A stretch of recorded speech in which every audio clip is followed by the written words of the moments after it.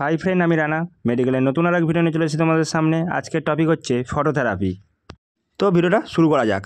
আমরা ভিডিওতে একটা ফটোথেরাপি দেখতে পাচ্ছি, মানে স্কিনে। তো স্কিনে থাকা যে ফটোথেরাপিটা আমরা দেখতে পেলাম, এই যে ফটোথেরাপিতে আমরা নীল আলো ব্যবহার করে থাকি। কেন এই নীল আলো ব্যবহার করে থাকি সেটা আজকে আমি তোমাদের এই ভিডিওর মাধ্যমে তুলে ধরবো। মূলত এই ফটোথেরাপি নবজাতক শিশুদের ক্ষেত্রে ব্যবহার করা হয়ে থাকে। নবজাতক শিশু হওয়ার পর তাদের স্কিনের কালার সাধারণত ইয়েলো হয়ে থাকে।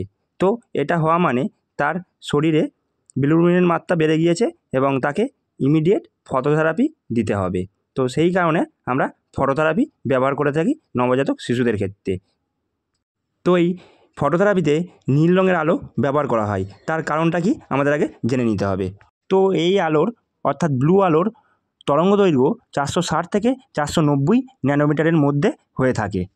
নীল আলো কী হয়? নীল আলো হচ্ছে বিলিরুবিনটাকে শোষিত করে। এরপর বিলিরুবিন আলোক রাসায়নিক বিক্রিয়ার মাধ্যমে জলে রূপান্তরিত হয় এবং তা নবজাতক শিশুদের শরীর থেকে মলমূত্রের মাধ্যমে বাইরে বেরিয়ে আসে। এই কারণেই নীল আলো ফটোথেরাপিতে ব্যবহার করা হয়ে থাকে এবং এই নীল আলো এতটাই কার্যকরী। এই জন্য নবজাতক শিশুদের ক্ষেত্রে জন্ডিস হলে ফটোথেরাপির ব্যবহার খুবই কার্যকরী হয়ে থাকে।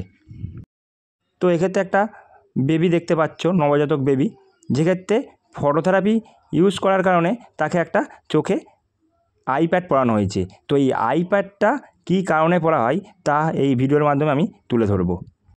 তো এই যে দেখতে পাচ্ছ আইপ্যাড ব্যবহার করা হয়েছে, দেখো তীর চিহ্ন দিয়ে লাল কালি দিয়ে দেখানো হয়েছে। এটাকে বলা হয় আইপ্যাড।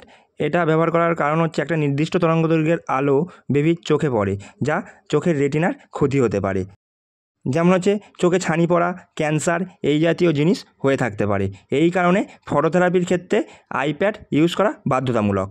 তো এই ক্ষেত্রে আর একটা কথা বলে নেওয়া যাক, এর সাথে সাথেই আমরা যে ফটোথেরাপিটা ইউজ করি সেই ফটোথেরাপি থেকে বেবির দূরত্ব মিনিমাম 10 থেকে 15 সেন্টিমিটার হওয়া দরকার।